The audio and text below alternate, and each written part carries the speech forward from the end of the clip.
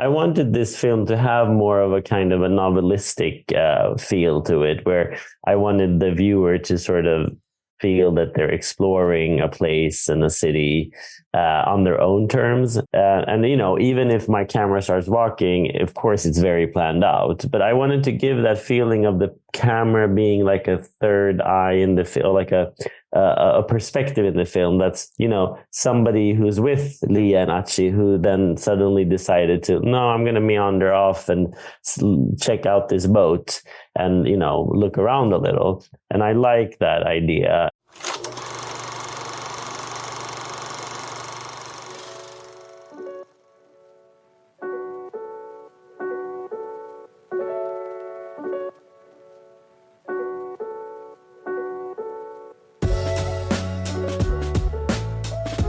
Hello, and welcome back to The Director's Cut, brought to you by the Directors Guild of America. In this episode, a woman searches for her long-lost relative in director Levan Akin's crime drama, Crossing, which was screened as part of the DGA's Global Cinema series. The film tells the story of Leah, a retired teacher who is promised to find her missing niece. Her search takes her to Istanbul, where she meets a lawyer fighting for trans rights and gets closer than ever to finding her missing family. In addition to Crossing, Akin's other directorial credits include the feature films And Then We Danced, The Circle, and Certain People, and episodes of the series Interview with the Vampire. Following the Global Cinema series screening of the film at the DGA Theater in Los Angeles, Akin spoke with director Victoria Hochberg about filming Crossing. Listen on for their spoiler-filled conversation.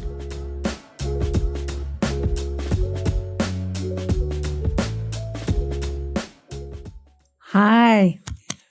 We just finished seeing your wonderful, wonderful film. Do you hear me? Yes.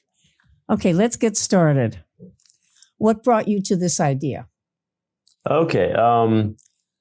It was when I was making my previous film, And Then We Danced, I met a few trans women in Georgia who would go to Istanbul as sex workers. So that's sort of where the idea came from. And I'd always wanted to film something in Istanbul. I was a little naive because it was very difficult to film in Istanbul, but that's maybe a later question. Maybe. But that's how I got to the idea. Have you ever filmed in New York? I'm just curious. Sorry? Have you ever filmed in New York? If I've ever filmed in New York, no, but I could imagine it's kind of similar. I think the cities, I am in New York now, and they have a very similar vibe. New York is sort of like Istanbul minus the cats. It's like rats instead here in New York. Oh, so. It's rats in New York. And cockroaches. I'm a native New Yorker, so when I saw your Istanbul, I thought, oh my God, it's just like New York. Okay.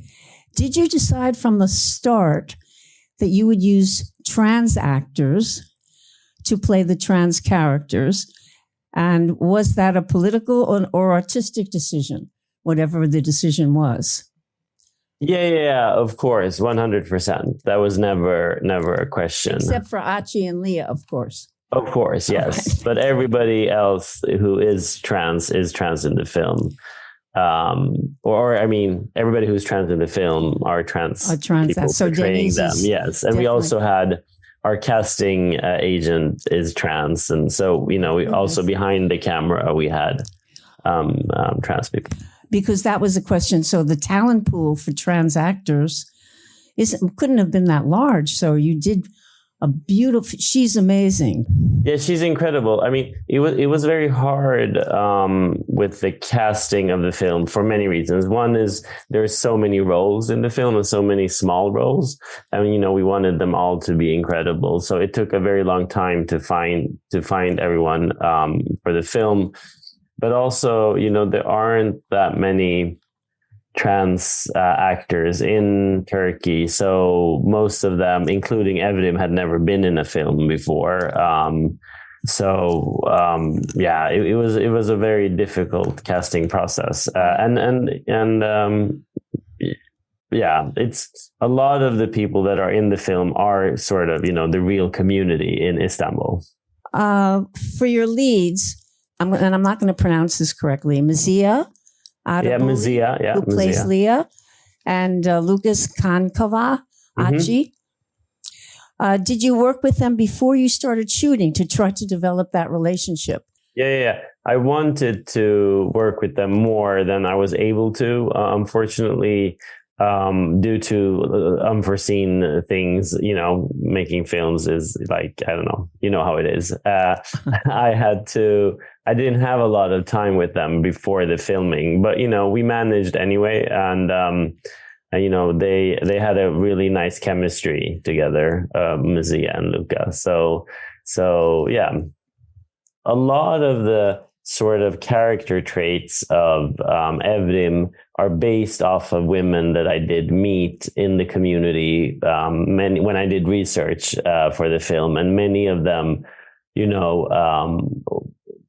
inspired this role, and I was also surprised when I went, because I didn't know a lot about trans people in Istanbul when I started working on this film, and many of them were working as lawyers with human rights issues, and there was sort of this resilience to Evrim that I felt was very inspiring. She's such a positive force in spite of all the things that she has to endure. How did you navigate winning the trust of the trans community? Sure. I spend a lot of time in the environments that I depict in my films. I'm very interested in showing places and spaces and people that I haven't seen myself a lot in films. So I think that sort of curiosity in a very organic way leads me to the people that I depict in my films. And, you end up spending time together. And then also we employed people from the community also behind the camera. So I think that was very helpful. And, it's fun when you make films. For me, I want, when I make my own movies, I want them to sort of have a deeper meaning also for myself, where I feel like I, meet different kinds of people and learn things, so that the process of making the film is rewarding also for myself. Absolutely. We do, as directors, we do have one of the great jobs. Yes, we really do. It's just incredible. It is incredible. Let me keep going here because I have too many questions. So I'll of course try to get to the smarter ones. This is a serious dramatic film. You managed to squeeze in not one but two dance scenes, especially Leah's dance. And also you made this beautiful film called When We Dance, which I've seen several times. Can you talk about this? Did she improvise the dance, or did you work with her on it in terms of your shots? Actually, she improvised both of the dances, and there is kind of a sort of, how do you say, neorealist or maybe cinema verite kind of thing in both And Then We Danced in this film, where I very much try to capture things in the moment, or whatever, how you want to say, and not sort of over rehearse it or over plan it, because I think that like in this kind of spontaneity, there's also a life that comes out that, it's not for every actor. Every actor is different, but definitely with Mizia, who played Leah, she is very much a person who, she doesn't like planning too much. She doesn't like rehearsing too much. She's very, very, she's interesting like that. So she was incredible to work with. She's wonderful. Thank you. You have more than a few long handheld moving masters. You have The House in the Morning with a lot of different perspectives and a lot of stuff going on. The brother, the sister-in-law, plus you see through the window. Yeah, it's just amazing. Thank you. Single shot. And the second one is on the ferry. You go up a staircase, through the thing, down a staircase, into a restaurant. It's wonderful, because this is the way many of us like to work also, because you get so much freedom. And as you say, real life happens. But when you had, let's start with the one in the house, or let's go to the one in the ferry. Was that a difficult thing to do because it was a real ferry and there were real patrons there, or were those all extras? Those were all extras. Oh, good. Yeah. Because But it was still super tricky because, you're on a ferry and it's moving and there's so many components to making it work. And again, it was fun filming in Istanbul, but it was also a very disorganized environment to film in. So it was tricky. I wanted, that specific shot comes in the film where the film sort of takes you on a different road and you go, suddenly you meet Evrim and the film opens up. And I wanted this film to have more of a kind of a novelistic feel to it, where I wanted the viewer to sort of feel that they're exploring a place and a city on their own terms. And it's something that I've always, a lot of the times when I watch films myself, I'm always, because us as director control what the audience sees.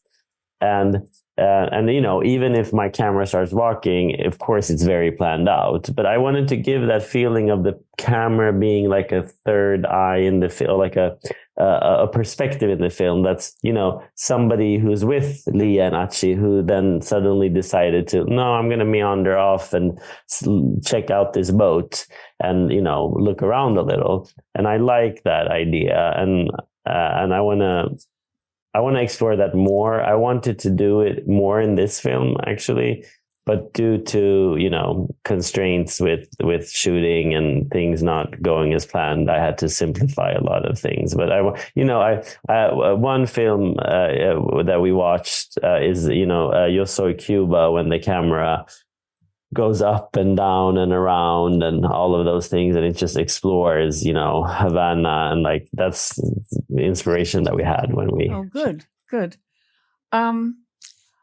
Let me see here. I'm going to run out of time, so I want to make sure.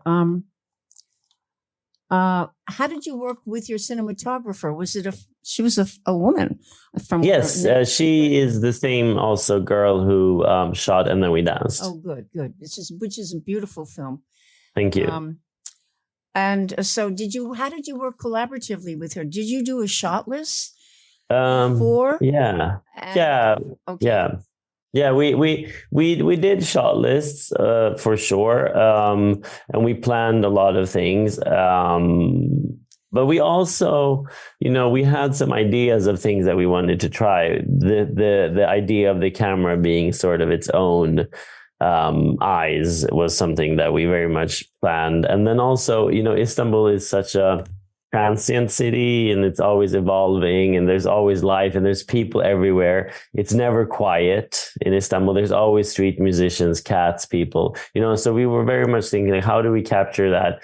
And how do we also, we couldn't afford thousands of extras, so what we did a lot of the time when they're in the city walking is that we would film from balconies and things like that, where we would always up, right? Yeah. And we would have a zoom lens and we would have 40 or 50 of our own people around our main actors that, were allowed to end up in focus. And then a lot of the other people that are out of focus are actually real people. And since they're out of focus, we can use it so we had to employ a lot of like guerrilla techniques, which is fun.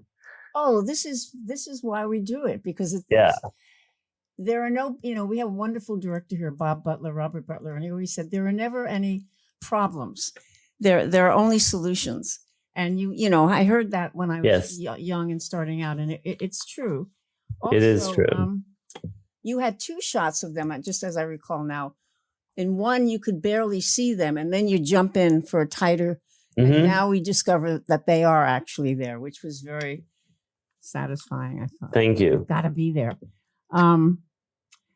It's like the needle in a haystack, right. Thing in Istanbul that we were talking about. Like, how do you find a person in Istanbul? Right. And well, you even get lost yourself in that city. I mean, I get lost there all the time, and it's really a city where you get lost. I love that it's this tiny. The street. Anyway, you don't need to hear what I love, but I no. that it was a city that evoked a lot of passion in terms Yes. of using the city as a character almost, and you did a Yes, beautiful yes, job. definitely. And it's an incredible place. And if you've never been there, I've never urge been you to there. go. Yeah, it's fantastic. Really Um, fantastic. Here's a question from a directorial point of view. What was the most difficult or most challenging aspect of this project? Was it the actors, the DP, the producer, or just anything else? I think the most difficult, or one of, I mean, several things were difficult, but I think one of the most difficult things is sort of working across borders like we did, because I am a director that was born in Sweden with Georgian heritage, and we filmed part of it in Georgia with partly Georgian team, and then Georgia and Turkey are so close, it's literally that border, but it's so different, and they can't communicate language wise. So then we had a Turkish team, and then filming in Istanbul logistically was incredibly difficult. And even though the Turkish team were fantastic and there was a great camaraderie, they work differently than I bet I'm used to. And I don't think there's a right or a wrong way. Everybody manages to do things in their own way. But if you think about it, a lot of Turkish films, including the films of Nuri Bilge Ceylan and the big auteurs of Turkey, rarely film in Istanbul. It's always like rural depictions of rural Anatolia and Eastern Turkey. And I think one of the reasons is because you don't want to film in Istanbul. And I was sort of naive with that. I was just like, we're going to film on a ferry and the camera is going to run around. And when I saw you on the ferry, I thought, oh my God, what was he? Yeah. What is your opinion about using film? I mean, your film sort of answers this, but I'd like to hear more from you. Mm-hmm. What is your opinion about using film and the art of film to promote or express certain political or often unpopular points of view? I guess I don't think of myself as a political filmmaker, but I realize that my films, bring up topics. I myself, had never seen these topics from that region, and it was something that I missed growing up. So for me, it's a very natural, and I am able to make these films because I don't live in Georgia, for instance, where now they've passed an anti-LGBTQ plus bill similar to the one in Russia. So my films can't be shown there anymore. And, so to me, these films are very important for many reasons, but I think I am a political person. I grew up in a very sort of political family. I grew up in Sweden I grew up in the years when Sweden was much more social democratic than it is now, actually. The social democrats have, like everything in the world, everything is veering, to the right. This film to me was sort of also a reminder to myself of solidarity and humanism and, the human beings' capability to kindness to strangers and all of those things that I grew up with when I was a kid, and that I think miss seeing myself in films. Well, and in the world.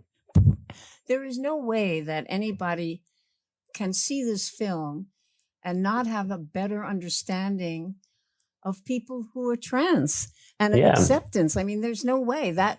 So when maybe the word political wasn't correct, but I meant in terms of ideas, in terms of showing ideas that may not be popular. Does film help that? And I have to say, I think it does, because all you have to do is look at this film. I think I just want to say that, like, a lot of the scenes, when she goes into these homes and these spaces, it's a lot of the things that I saw when I was doing research. I mean, I'd never been of course, I'd never been in a sex worker's apartment building in Istanbul. I'd walked past it. I'd seen the women sitting in the windows. That was a great shot, by the way. That was Thank you. Yeah. But that's what I, experienced when I was there. And then I went in and I spent time with them, and they were just like in the film, a woman was making like an eggplant dish, and they were like, and I was like, we're all in this together. Yes. And we're all, trying to just survive in this crazy world that we're in. I liked Mother, who was a bit. Yeah, Mother was tough. She was tough. Yeah, she was tough. And the real Mother that I met was even tougher. And she said a few things that were, she was so strict. And she actually, also, the real Mother uses violence with the girls to sort of, because she was, she had this like zero tolerance against drugs and blah, blah, blah. Yes. And I actually and we shot some of those lines, but I took it out in the end because I felt like it veers into a different direction and it became a little too dark. You mean you used some of her lines in the script, but you took that out?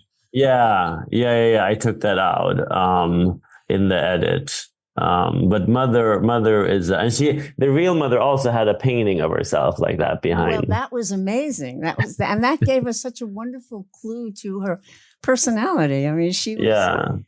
And what's interesting, they have their own sort of slang called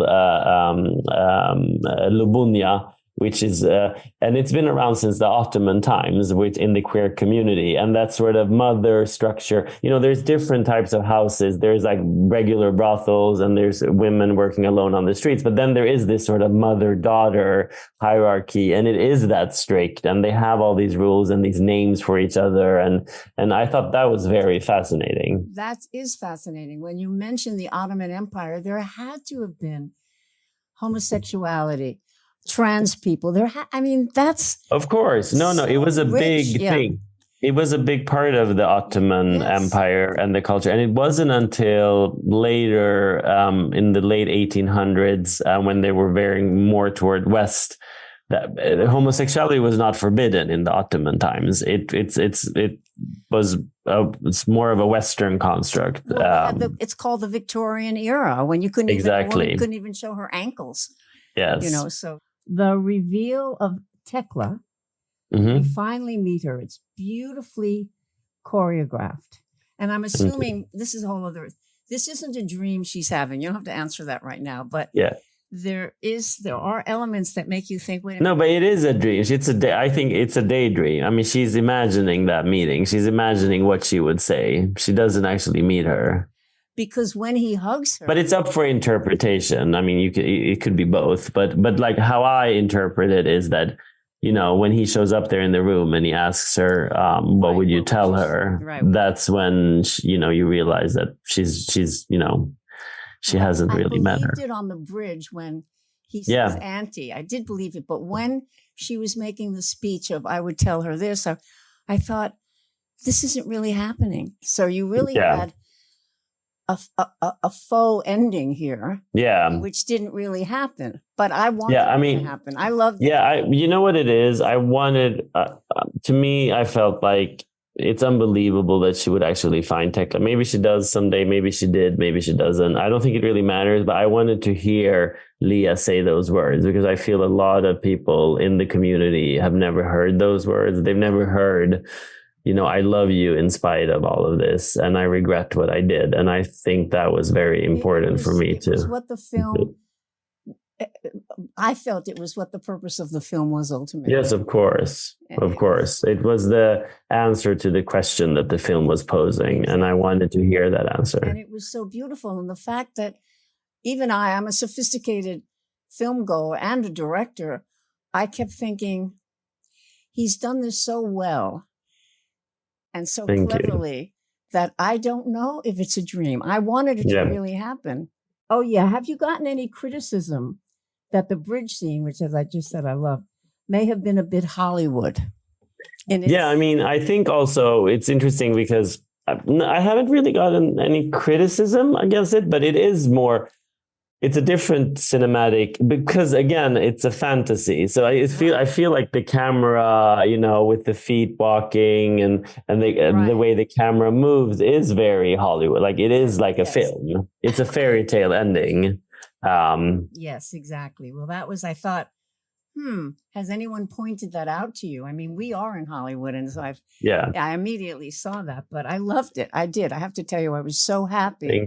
Thank you for having me, and I'm very happy that you screened my film. I very much appreciate it. And growing up America has had a huge influence on the world, for good and bad, and American film has inspired me a lot. As I grew up, my first films that my father had on VHS when I was young was Charlie Chaplin. Oh.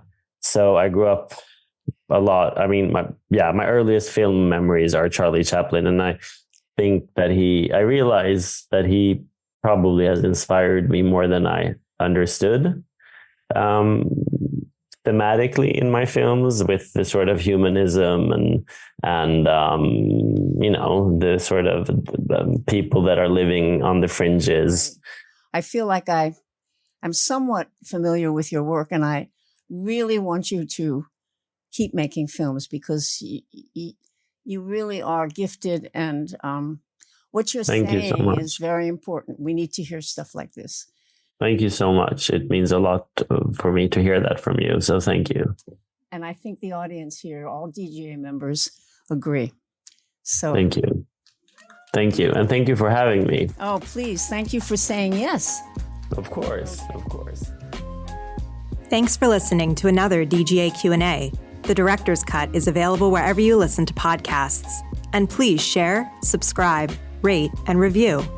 We'd love to hear your feedback, and you can help fellow film buffs find the show. Thanks again for listening, and we'll see you next time.